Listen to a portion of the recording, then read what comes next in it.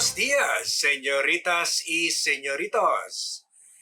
The question we are going to ask today is, what message is President Bongbong Marcos giving to former President Rodrigo Roa Duterte, Vice President Sara Duterte, and the Duterte minions in announcing that the Marcos government is planning to work to start the process to return the Philippines to the fold of the International Criminal Court.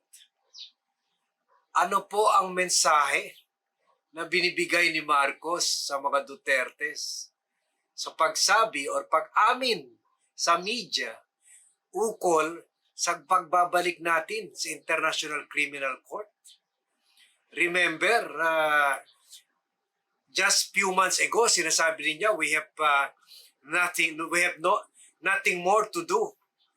We're over. Our ties with the International Criminal Court is over. Pero ngayon, hindi la yung mga opisyales niya like Justice Secretary Boying Remulla are not only changing their tune in saying na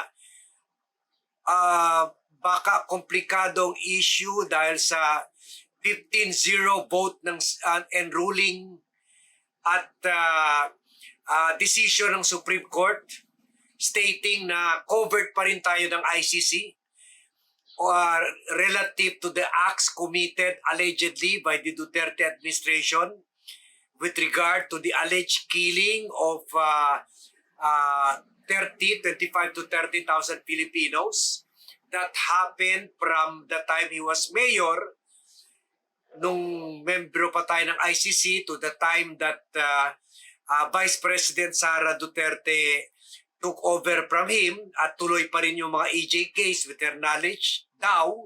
And then to the time naging presidente siya, kung saan about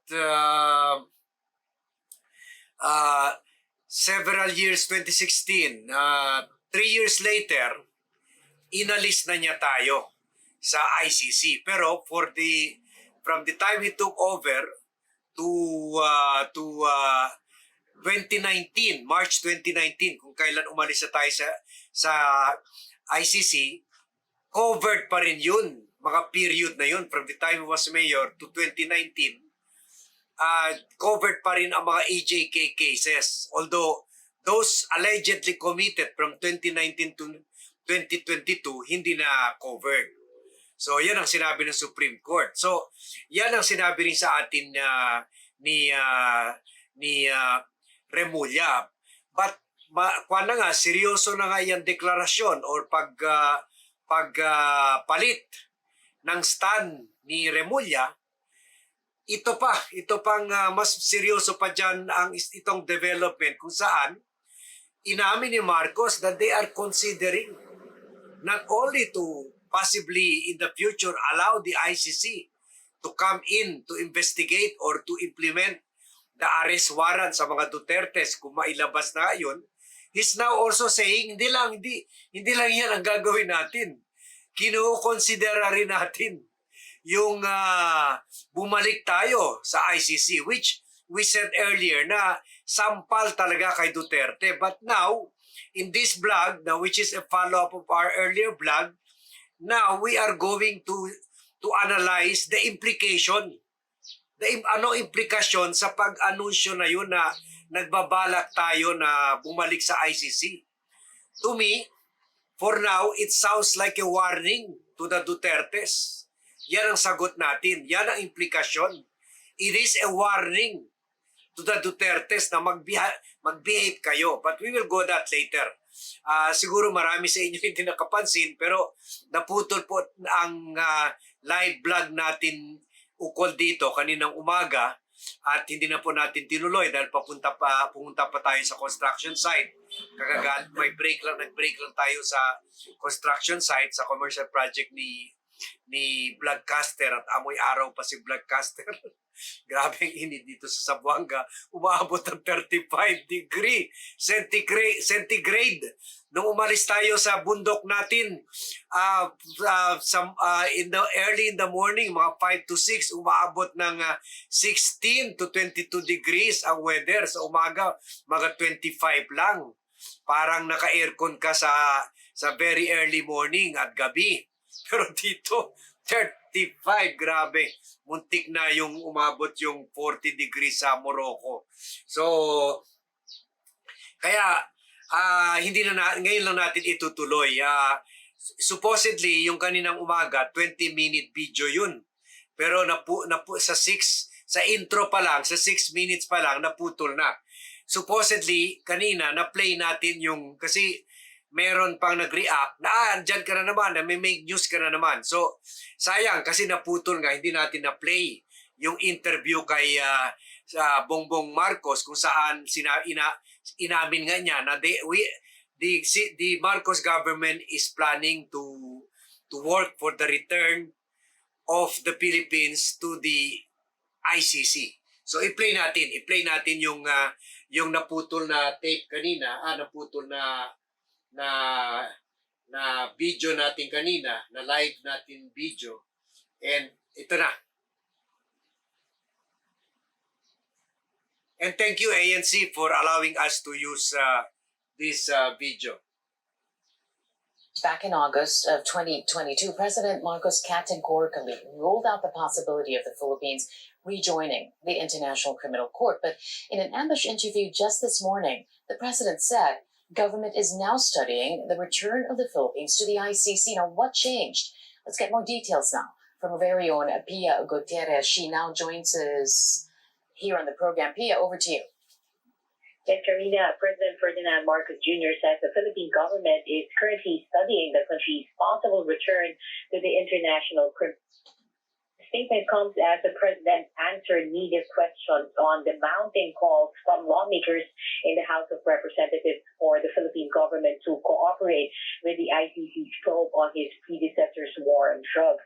In an interview here in Taguig Friday, Marcos Jr. said that Sorry. The prosecution. Nagalaw. Back in August of 2022, President Marcos categorically ruled out the possibility of the Philippines rejoining the International Criminal Court. But in an ambush interview just this morning, the president said government is now studying the return of the Philippines to the ICC. Now, what changed? Let's get more details now from our very own Pia Gutierrez. She now joins us here on the program. Pia, over to you. Yes, Karina, President Ferdinand Marcos Jr. says the Philippine government is currently studying the country's possible return to the International Criminal Court.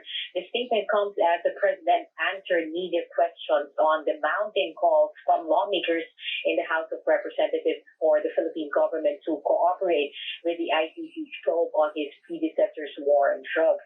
In an interview here in Taguig Friday, Marcos Jr. says that while the House resolutions are not unusual, there are still questions on the ICC's jurisdiction over the Philippines that still needs to be resolved.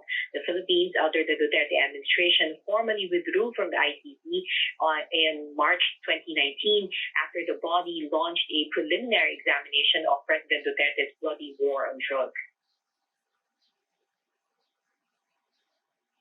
This is not unusual.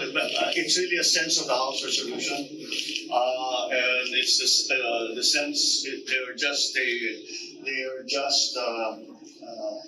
expressing or manifesting the sense of the House that perhaps it's time to allow or to cooperate with the ICC investigations. But as I have always said, there are still some problems in terms of jurisdiction and sovereignty. Now, if you can solve those problems, then that would be something else. But medyo fundamental yung mga question na gano'n eh.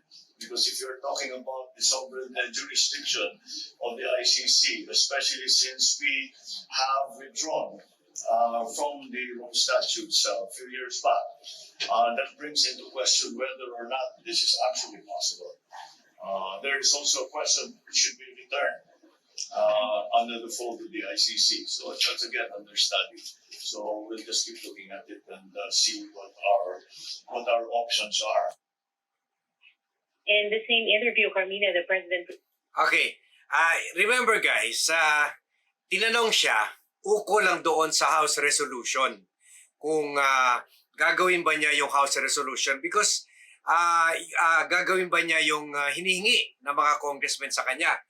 Remember, ang hinihingi lang ng Congress is, sandali, ibalik natin yung focus sa atin. Hinihingi lang ng Congress na i-allow natin ang ICC to conduct investigation and to interview the witnesses and the victims of the relatives of the victims of those who were killed at the height of the anti-drug war ni former President Duterte, and for them to allow entry and for the government to give them access to the information that they need sa kaso ng crime against humanity. Pero now, sa sagot niya, nag-volunteer pa si Marcos na hindi lang, they are not only studying that proposal or that call from Congress. They are even going further. They are even studying the possibility of returning back as a member of the ICC. So yan, that's a very strong statement. Although that is really a good decision because karamihan ng mga bansa na gusto natin or naging tayo ng tulong para sa bansa natin ay membro ng ICC, and they comprise of almost 200 countries. So konti-konti na lang na hindi membro dyan sa like Russia and the US. Dahil takot sila baka balikan sila sa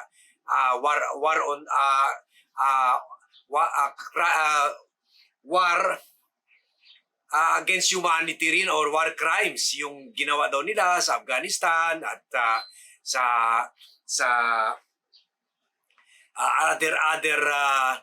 other Middle East countries na kung saan they spearheaded the war like sa Iraq at saka sa ISIS, ganoon. So may mga abuso rin daw nangyari. That's why they decided not to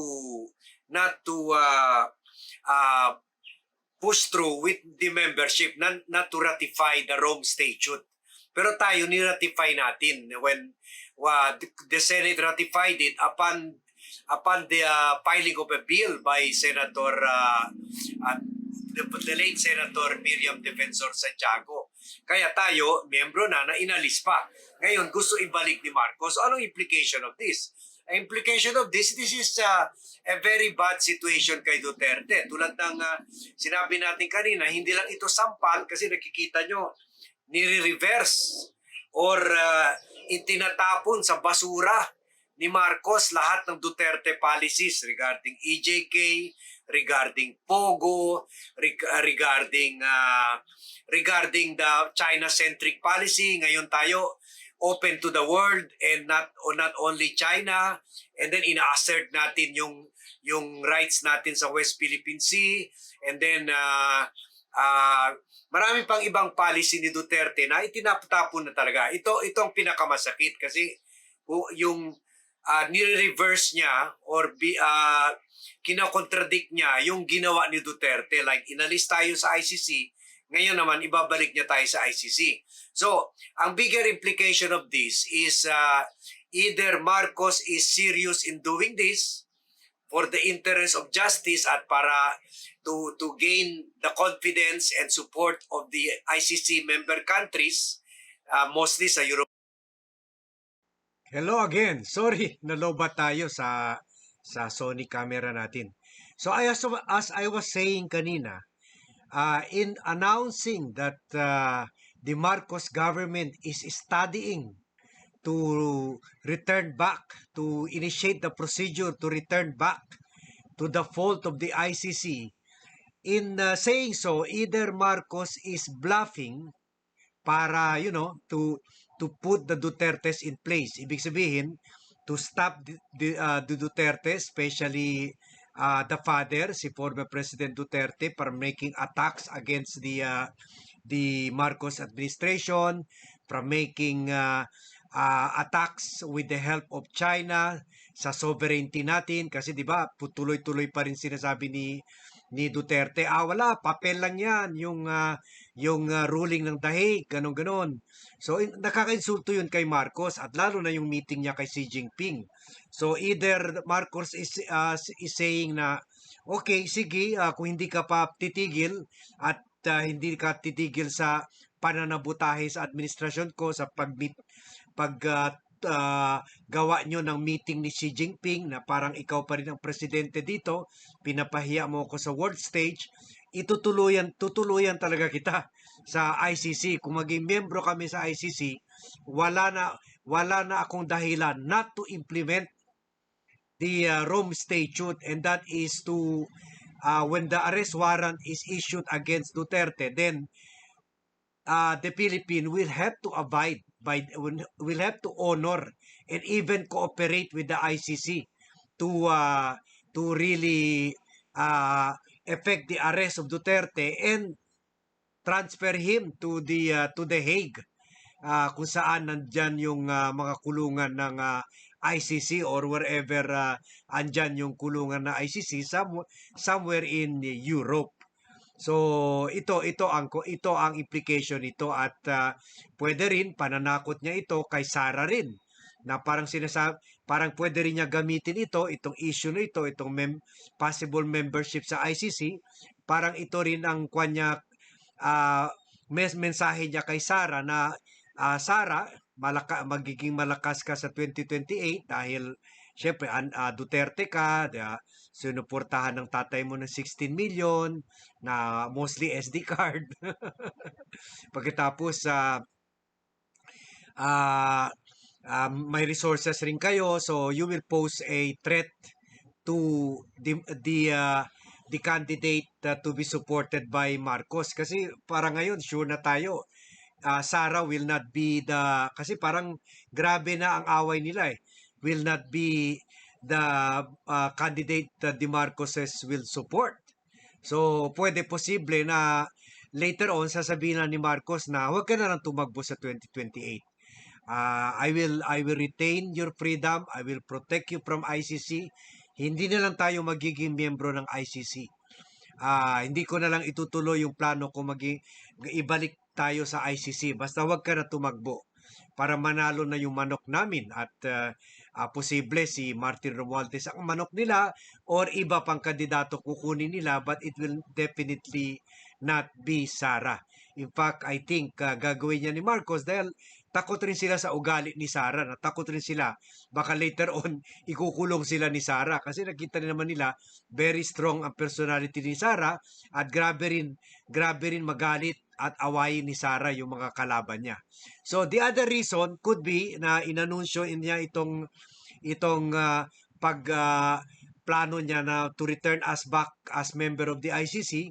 Pwede rin tutuluyan niya talaga ito. Pwede rin na nakikita niya hopeless na yung relasyon ng Duterte and Marcos camps because of Sara's presidential ambition. Kumbaga, alam na niya, hindi niya mapakiusapan si Sara.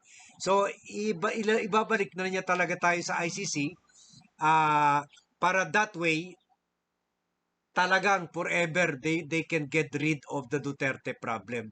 Meaning, they can rid of the father na parating binabanatan sila at sinasabotahe tayo sa policy natin away from China, at pwede rin tanggalin na rin niya yung threat or biggest rival sa endorse o presidential candidate na i-endorse ni Marcos President Marcos sa 2028 presidential elections. So yun, this can be a bluff or this can be an actual plan to be executed. So it will depend sa mga negosasyon nila. Kung papayag na si Sara o sige, I will already stop action on working on my campaigning kasi yan naman ginagawa niya ngayon. Kaya siya humihingi ng 650 million na confidential funds para gastusin sa mga extension offices ng Office of the Vice President. 10 yan na kung saan nagbi-build niya yung utang na loob ng mga tao sa kanya, ng mga possible botante sa 2028. So, pwede niya tigilan lahat yan, and then for President Duterte na keep quiet na at wag na makipag-alyansa ulit kay or pumunta sa makipag-meeting kay Xi Jinping kasi insulto yan kay Marcos because he's now the president. So, these are the two scenarios. Tingnan natin any of this scenario will shape up in the coming days. So, again, we'll tell you.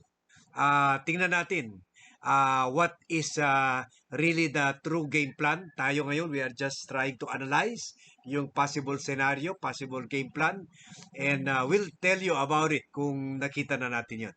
So, thank you very much for watching. Don't forget to share this vlog to friends and relatives, and don't forget to tell them to subscribe to the Vlogcaster Armandin YouTube channel. Thank you for watching, and see you in my next vlog.